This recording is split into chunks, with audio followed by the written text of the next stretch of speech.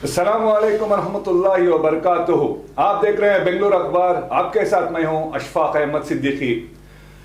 India में हर साल organ failure की वजह से 5 लाख से भी ज्यादा लोगों की जान जाती है, जिसमें सबसे ज्यादातर किडनी फेल्यूर्स होते हैं, लिवर फेल्यूर्स होता है, हार्ट फेल्यूर होता है, आंखों की बीनाई जो चली जाती है उसको लेकर 5 लाख से भी ज्यादा लोगों की मौतें होती है। अब पूरी दुनिया ने एक बार ये डिसाइड किया कि इसको कैसे रोका जाए। अब जो मेडिकल टेक्नोलॉजी साइंस इतनी एडवांस्ड हो चुकी है कि किसी भी इंसान के आज़ा को और एक इंसान के जिस्म में मुंतकिल कर ट्रांसप्लांट कर उसको उसकी जिंदगी को बचाया जा सकता, ऐसा साइंस का कहना है, मेडिकल साइंस का कहना है। तो कई सालों से दुनिया में आज के दिन अगस्त 13 के दिन वर्ल्ड डोनर्स डे मनाया जाता है, लोगों में बेदारी पैदा करने के लिए कि लोग आगे बढ़कर आए कि वो अपनी हयात पूरी जीने के बाद जब इस दुनिया से जाने वाले हों तो अपने ऑर्गन्स को वो डोनेट करें ताकि दूसरों की जिंदगी बच जाए। अगर हम कर्नाटका की बात करें तो आज कर्नाटका के चीफ मिनिस्टर बसवराज बोम्मई ने मीडिया से बात करते हुए कहा कि ऑर्गन डोनिंग एक इंपॉर्टेंट सब्जेक्ट है, जितने लोग हैं इस पे आपको सोचना चाहिए, लोगों की जिंदगी बचाना चाहिए। इसके कहते हुए साथ ही साथ उन्होंने खुद अपने ऑर्गन्स को डोनेट करने का भी आज उन्होंने प्लेज कर दिया। अब हमें यह जानना है कि दुनिया के जो मुसलमान हैं कहीं भी रहते हैं वो इस्लाम को, कुरान और हदीस को ही फॉलो करते हैं। इस्लाम की रोशनी में, कुरान और हदीस की रोशनी में मेडिकल साइंस के बारे में क्या कहता है, इस बारे में हम जानेंगे। आज हमारे साथ है हिंदुस्तान के, इंडिया के मशहूर और मारूफ चैनल सीधी बात के बानी अंसर अजीज नदवी साहब। आइए इस बारे में इनसे बात करते हैं। मौलाना अस्सलाम वालेकुम। बहुत ही सेंसिटिव सब्जेक्ट है, कोई इसके बारे में आलिम बात करने के लिए बहुत सोचता है। हमने बहुत कोशिश की, नहीं हुआ। अल्लाह का शुक्र आप मिल गए। 2 चीज़ें मिल गई, ये खुद आप अल्हम्दुलिल्लाह आलिम भी हैं जो कुरान और हदीस को अच्छी तरह से आप जानते हैं, दूसरा आपका खुद का एक चैनल है जो पूरी दुनिया आपको देखती है। सबसे पहले आपसे हम जानना चाहेंगे, हमारे नाज़रीन जानना चाहेंगे कि कुरान हदीस इस ऑर्गन्स के बारे में, इंसान की ज़िंदगी के बारे में क्या कहता है। पहली बुनियादी 2 चीज़ें हैं, इसको समझने के बाद हमको इस मुद्दे पे आसानी होगी हमारी आपके नाज़रीन को समझने के लिए कि हम लोग जिस आज़ा को इस्तेमाल कर रहे हैं दुनिया क्या कहती है ये अलग बात है, मैं उसके बाद में आऊँगा। हमारे जो आज़ा हैं इस्तेमाल कर रहे हैं इसके हम मालिक नहीं हैं। मिसाल के तौर पर मैं आपको कोई चीज़ देना चाहता हूँ या मैं मरने से पहले वसीयत कर रहा हूँ कि मेरी ये चीज़ें आपको दी जाए, फलां को दी जाए, उसका मुझे मालिक होना ज़रूरी है शरीयत में। अगर मैं उसका मालिक नहीं हूँ, अगर मैंने वसीयत भी कर दिया तो वसीयत मानी नहीं जाएगी, ठीक है ना। तो इसी तरह मेरे जिस्म के सर के बाल से लेकर के पैर के नाखून तक मैं इसका मालिक नहीं है ना। मैंने पेट में रहते हुए अल्लाह से मांगा था क्या मुझे आंखें दो बोल के? नहीं दिया अल्लाह ने। नाक मांगा था क्या? नहीं दिया। वरना आप दुनिया में नज़रें घुमाएं, कई लोगों को नाक होती है, किसी को आंख नहीं होती, कोई अंधा होता है, कोई लूला होता है। तो ये चीज़ें जो है इसको बेसिक ये इंफॉर्मेशन है। अब दुनिया कहती है, दुनिया एक इंसानियत के नाते बोलते हैं कि जो है आदमी ऐसे ही जा रहा है, जाते जाते अपने आज़ा को देखे जाए। लेकिन इंसान से पहले इंसान जो भी ज़िंदगी गुजार रहा है, मज़हब उसको एक तरीक़ा सिखाता है कि भाई आप ज़िंदगी में भेजा गया है तो आपको ये रास्ते पे चलना है। अब मैं शरीयत के एतबार से आपको बताऊंगा कि क्यों उलमा इकराम इस हसास मौजू पे गुफ्तगू नहीं करते। इसलिए कि एक तरफ गवर्नमेंट कुछ बोल रही होती है और शरीयत हमको कुछ और बोल रही होती है। इसमें अगर वो फौरी तौर पर आकर के बोल देंगे तो क्लैश होगा। अब जो लोग वैसे भी उलमा के पीछे पड़े हुए होते हैं वो लोग सामने आ जाएंगे, बोले देखो गवर्नमेंट ये बोल रहे, चीफ मिनिस्टर ये बोल रहा है, और यहाँ उलमा देखेंगे तो अमीर शरीयत रह करके ये बोल रहे हैं, ये मुफ्ती होकर के फलां बोल रहे हैं, ये डायरेक्टली जो है उसूलों की पामाली कर रहे हैं। इस वजह से बोलने से थोड़ा सा कतराते हैं, इसलिए कि ये सेकुलर मजहब है ना, यहाँ पे लोगों को देख करके चलना पड़ता है, गवर्नमेंट को देख करके चलना पड़ता है। अब हम जैसे जो है हम तो सहाफ़ी हैं, हम खुल करके आपसे बात कर सकते हैं, इसलिए मैंने भी कहा ठीक है हम बात कर लेते हैं, शरीयत समझाएंगे लोगों को। अब देखिए शरीयत अलग है, आपको मानना अलग है, 2 अलग चीज़ है। मिसाल के तौर पर शरीयत में बुर्का पहनो, نقاب کرو. اب کتنی مسلم لڑکیاں ہیں تو کیا ہم جا کر ان کو جبرن بولیں گے آپ برقع پہن کے نہیں نکل سکتے؟ کیوں؟ کیونکہ سیکولر ملک ہے, یہاں پہ ہر ایک آدمی کی اپنی آزادی ہے. ہندو دھرم کے لوگوں کو اس کی اپنی چیزیں, لیکن بہت سارے لوگ ہندو دھرم کو فالو نہیں کرتے. کرتے ہیں کیا؟ بھارت کا کلچر کچھ اور ہے, یورپین کلچر کچھ اور ہے. بھارت کے اب 95% کلچر جو ہے یورپین کو فالو کر رہے ہیں, ویسٹرن کلچر, لیکن دھرم کچھ اور بولتا ہے. عیسائی دھرم کچھ اور بولتا ہے لیکن فالو کچھ اور کرتے ہیں. اسی طرح مسلمانوں میں بھی شریعت اپنی جگہ ہے. اب جو مان کے چلے گا چلے گا, جو مان کے نہیں چلے گا اس پہ ہم جبر نہیں کر سکتے, اس لیے کہ کیا یہاں پہ اسلامی شریعت تو نافذ ہے نہیں. یہ بات ہے. اب اس میں شریعت کے اعتبار سے آپ عضو کو زندگی میں بھی نہیں دے سکتے, جائز دینا جائز نہیں ہے کسی کو ودیعت کرنا یا کسی کو ہبہ کرنا, اور بعد میں بھی مرنے کے بعد بھی دینا جائز نہیں ہے, اس لیے کہ آپ کے اعضاء کے مالک آپ نہیں ہیں. یہ بنیادی ہے. اب دلائل کیا ہیں آپ پوچھیں گے, میں آپ کو بہت سارے دلائل دوں گا قرآن و حدیث سے. میں اس کو لمبا نہیں کروں گا, میں صرف آپ کو حوالے دوں گا. آپ مسند احمد میں جائیں گے تو وہاں پہ دارالحدیث ہے, اس میں جو ہے اس کا ترجمہ میں پیش کروں گا آپ کو. کسی زندہ حیوان جس میں انسان بھی شامل ہے, عن ابن عباس, ابن عباس اس کی روایت کرتے ہیں کہ جسم سے اگر کوئی جز الگ کر دیا جائے وہ مردار اور ناپاک کے حکم میں ہو جاتا ہے. مثال کے طور پر میں زندہ ہوں اور میرا ایک آنکھ نکال دیا گیا, چونکہ میرا جسم سے الگ ہو گیا وہ ناپاک ہو گیا. ناپاک ہوا جیسا کہ حدیث مبارکہ میں ہے کہ انسان قابل احترام اور مکرم ہے, اس کے اعضاء میں سے کسی عضو کو اس کے بدن سے الگ کر کے دوسرے انسان کو دینے میں انسانی تکریم کی خلاف ورزی لازم آتی ہے. آپ انسان ہیں, آپ کی عزت کرنا, آپ کی تکریم کرنا مجھے لازمی ہے. یہی وجہ ہے کہ فقہا نے علاج و معالجہ اور شدید مجبوری کے موقع پر بھی انسانی اعضاء کے استعمال کو ممنوع قرار دیا ہے. اسی طرح شرح سیر الکبیر, یہ بھی بہت بڑی کتاب ہے, اس میں بھی ہے جس کا ترجمہ میں آپ کو بتاؤں گا کہ جس طرح کسی زندہ آدمی کی کسی عضو کو لے کر علاج کرنا درست نہیں, اسی طرح کسی مردہ انسان کے عضو سے بھی علاج کرنا جائز نہیں ہے. یہ فتاوی ہندیہ میں بھی موجود ہے.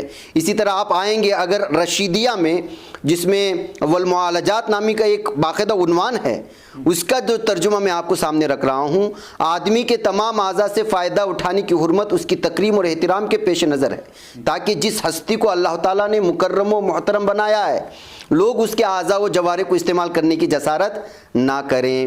ایک اور چیز, چھٹی چیز میں آپ کو, اگر انسانی اعضاء کی پیوندکاری کو جائز قرار دیا جائے تو کیا ہوگا, تو یہ پوری انسانیت کے لیے ایک بڑا خطرہ اور تباہی کا سبب بنے گا. کیسے؟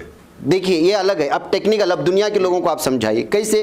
کیونکہ موجودہ زمانے کے حالات و ماحول اور معاشرے میں پھیلی ہوئی بددیانتی کو دیکھتے ہوئے کوئی بعید نہیں کہ لوگ اعضاء کی منتقلی کے جواز کے فتووں کا بیجا استعمال کرتے ہوئے اسے باقاعدہ ایک کاروبار کی شکل دے دیں. کر رہے ہیں کیا نہیں؟ آج کڈنی ہو ہی رہا ہے, لوگوں کو کاٹ رہے ہیں, کڈنی نکال رہے ہیں. یہاں تک کہ غریب لوگ جو ہے اپنی روزمرہ کی, ہم نے خود بھارت میں کئی ہم لوگ تو خبریں دے چکے ہیں کہ کتنے لوگ کڈنی بیچ رہے تھے اپنی روزگاری چلانے کے لیے, تو اس کو اپنے ذریعہ معاش بنا لیں گے, جرائم بڑھ جائیں گے کس طرح. اور اس کے لیے وہ بہت لمبی تفصیل ہے, میں آپ کو فتاوی شامی کا بھی ایک حوالہ دے دیتا ہوں, اس لیے کہ میں آپ کو لگ بھگ جو علماء کرام نے کہا ہے 10 سے 15 دلائل ہیں میرے پاس جو آپ کہنے کے بعد میں نے نکالا ہے. یہ ساری چیزیں ہبا کے طور پر نہیں ہیں, لیکن آپ ہبا کیوں نہیں کر سکتے, آپ اپنے اعضاء کے مالک کیوں نہیں ہیں, وہ جو ہے احادیث میں بتایا گیا ہے. اس وجہ سے یہ بات لی جاتی ہے کہ جب انسان اپنی چیز کا مالک نہیں ہے تو وہ نہ زندگی میں دے سکتا ہے نہ مرنے کے بعد دے سکتا ہے. میں آپ کو یہاں پہ روک رہا ہوں مولانا, کیونکہ آپ نے کہا کہ اس طرح سے انسان اپنی اعضاء کا مالک نہیں ہوتا, تو جسم کا ہر حصے کا, کسی بھی حصے کا مالک انسان نہیں ہو سکتا. اگر یہ بات ہے تو خون جو رہتا ہے انسان کے جسم کا خون, اعضاء, ہڈیاں, رگوں کو جو پورے باڈی میں رہتا ہے, خون دیتے ہیں, خون کا ڈونیشن ہوتا ہے جب کسی مریض کو ضرورت پڑتی ہے, کیونکہ میڈیکل سائنس ایڈوانس کر چکا ہے, جب ضرورت پڑتا ہے بڑے بڑے عالم جا کے دیتے ہیں. عالم بولتے ہیں ہم نے مسجدوں میں دیکھا ہے بلڈ ڈونیشن کیمپ کو آرگنائز کرتے ہوئے, خون کو کلیکٹ کرتے ہوئے, بلڈ بینک کو عطیہ کرتے ہوئے, اس کے بارے میں لوگوں کو مدد مل جائے. تو خون بھی تو انسان کے جسم کا حصہ, تو میری اعضاء میں سے نہیں آتا, اعضاء میں سے نہیں آتا, جز الگ ہے اور بہنے والی چیز نہیں. خون کا دار و مدار اعضاء میں نہیں ہے. تو خون دے سکتے ہیں, خون دے سکتے ہیں. مرتے وقت آدمی مر رہا ہے, وہ خون اس لیے کہ وہ چیز پنپنے والی ہے. ایک آدمی, ایک آنکھ کو آپ پھوڑ دو, کیا دوسری آنکھ کو اسی لا سکتے ہیں؟ نہیں لا سکتے نا. اگر آپ خون کے جسم سے چلا گیا, آپ دوسری کا خون منتقل کر سکتے ہیں, نارمل چیز ہے، سائنس ہے. میرے جسم میں اگر خون کم ہے، وہ خون ہم لوگ جو ہے کسی بھی اس میں سے لا کے دے سکتے ہیں، لیکن آنکھ کا بدل نہیں ہے، ناک کا بدل نہیں ہے، دانت کا بدل نہیں ہے، کان کا بدل نہیں ہے. تو یہ ساری چیزیں آپ کو سامنا ہوگا. خون ایک الگ چیز ہے، وہ اعضاء میں شمار نہیں ہوتا. اعضاء میں شمار ہوتا ہے آپ کے جسم کے عضو، یہ ان چیزوں میں اس کا شمار ہوتا ہے. اس لیے اس کی جو ہے جائز بتایا گیا ہے، اور باقاعدہ مسلمان بھی دیتے ہیں خون، اور خون جو ہے دوسرے انسانوں کو بچاتے ہیں، خون دے سکتے ہیں. مولانا اب اعضاء کی اگر ہم بات کریں تو سب سے زیادہ جو اعضاء جو اس میں ہائیسٹ جو کیٹیگری آتی ہے وہ گردے کی آتی ہے. جی جو سب سے زیادہ پرابلم انڈیا میں کہیں بھی دنیا میں اس میں ہو. تو اس کے بعد آتا ہے لیور جو جگر کہتے ہیں، لیور کے بعد آتا ہے پینکریاس آتا ہے، ٹیشوز ہوتے ہیں، پھر اس کے بعد دل آتا ہے، لاسٹ کا جو حصہ آتا ہے آنکھ آتی ہے. میرا آپ سے سوال یہ ہے، یا ناظرین کا سوال ہے، دیکھیے کئی سارے ایجوکیٹڈ کلاس ایسے ہیں جو معصوم ہیں، ان کو اس کے بارے میں سبجیکٹ میں پتہ ہی نہیں، لیکن جو ایجوکیٹڈ کلاس ہیں، آج میں آفس میں بیٹھا ہوں، آج ورلڈ آرگن ڈونر ڈے ہے، 50 اپلیکیشن کوئی ایک NGO لا کے دے دیتی ہے کہ آپ کے آرگنز کو پلیکس کیجئے. اب آپ بیٹھے ہیں، اب آپ کا نام مولانا ہے، میرا نام روی کمار ہے، میں دیکھتا ہوں واہ کتنا نیک کام میں سائن کر کے دے دیتا ہوں. اس طرح سے جب میرے پاس بھی آتا ہے، جب میں آفس میں، تو مجھے ڈاؤٹ آیا کہ اسلام کیا ہے، اس لیے اس وقت میں دیا نہیں کہ جانوں گا پھر دوں گا.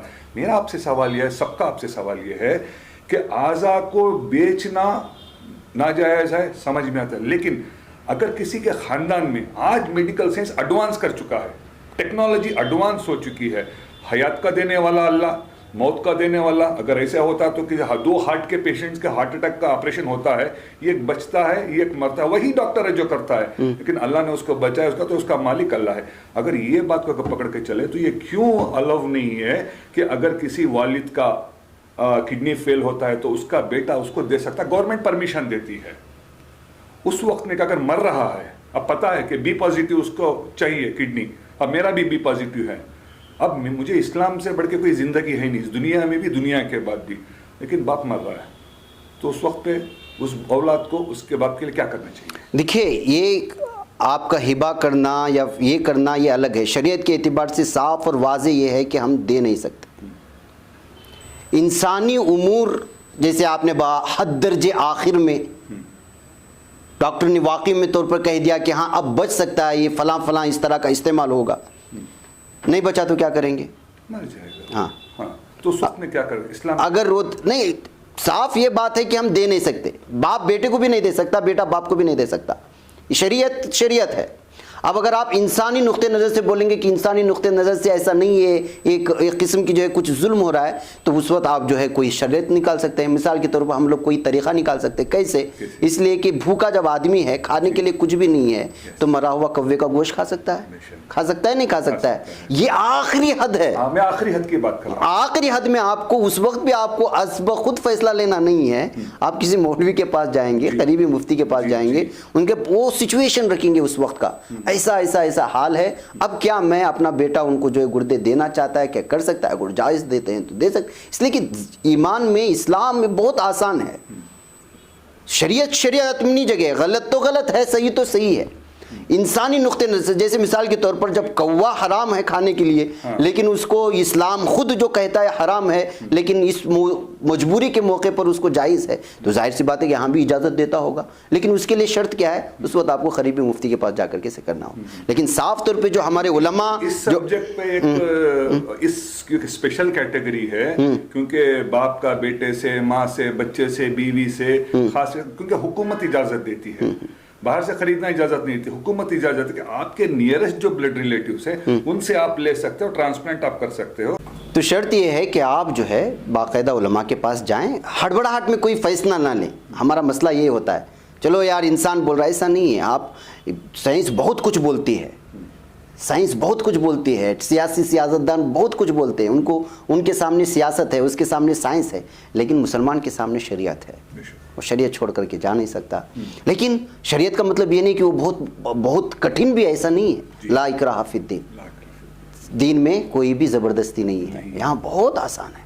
تو یہاں پہ آخری حد اگر ایسا، وہ بھی زندگی میں، مرنے کے بعد تو ہے ہی نہیں ہے، بالکل نہیں. آخری حد میں جو آپ نے بیان کیا اس میں وہاں پہ ہے، تو آپ قریبی مفتی کو بتائیں یہ میری مجبوری ہے، یا اسی طرح کا ہے. اگر ڈاکٹرز کہہ رہے ہیں کہ ڈونیٹ کریں گے تو ان کی جان بچ جائے گی، ظاہر سی بات ہے کہ اسلام جان بچانا چاہے گا، شریعت جان بچانی چاہے گی، تو جو ہے وہاں پہ آپ. آخری سوال، یہ پورا ہو گیا دینے کے بارے میں. लेने का कि कोई एक डोनर है या कोई गैर कौम है, पता नहीं कौन है, एक ब्रेन डेड पेशेंट आता है हॉस्पिटल में, डॉक्टर कहता है देखो एक किडनी अवेलेबल है, आप चाहे तो मैं ट्रांसप्लांट करता हूँ, तो लेने का क्या है? अर्राशी वल मुर्तशी किलाहुमा फिन्नार एक है, मालूम है आपको इसका तर्जुमा क्या है? नहीं सर। रिश्वत लेने वाला भी जहन्नमी है, देने वाला भी जहन्नमी है। जब आपको देने का ही जवाज़ नहीं है तो लेने का कैसे जवाज़ होगा? दोनों का जवाज़ वहीं पैदा होगा, जैसा कि मैंने कहा है। रिश्वत के सिलसिले में अर्राशी वल मुर्तशी किलाहुमा फिन्नार, रिश्वत लेना और देना उसकी मजबूरी है, लेकिन इसके बावजूद वो जहन्नम में है। यहाँ पर भी यही मामला है। जब शरीयत कह रहा है कि आप ले नहीं सकते तो दोगे, देने का भी जवाज़ पैदा नहीं होता। जो देने का जवाज़ मैंने कहा या लेने का जो जवाज़ कहा वो वहीं पर मजबूर, वहीं आकर के जज़ाकल्लाह। शुक्रिया, जज़ाकल्लाह। नाज़रीन, आपने देखा मौलाना ने कितनी सिंपलेस्ट वे में हमें समझाया कि इस्लाम की रोशनी में मेडिकल साइंस हो, कुछ भी हो, ज़िंदगी जीने के तरीक़े के हर सवाल का जवाब इस्लाम, कुरान और हदीस दे देते हैं। मौलाना ने कहा कि इंसान की अपनी हयात में उसका आज़ा हो, कुछ भी हो, सांस हो, उसका मालिक सिर्फ़ और सिर्फ अल्लाह सुब्हाना ताला होता है। आज जो मेडिकल टेक्नोलॉजी एडवांस हो चुकी है मेडिकल साइंस में, अगर किसी इंसान के आखिरी वक्त आ जाता है, उस वक्त वो अपने नियर जो अपने मुफ्ती रहते हैं, बड़े उलमा रहते हैं, उनसे राय मशवरा करके फतवा लेकर तब उनकी जान बचाने के लिए वो डोनेट कर सकते हैं। अदरवाइज अपनी हयात में या अपनी मौत के बाद नहीं दे सकते। गवर्नमेंट ने सिर्फ रिक्वेस्ट किया, लेकिन गवर्नमेंट को कोई फरमान ऐसा नहीं कि सबको दे देना है।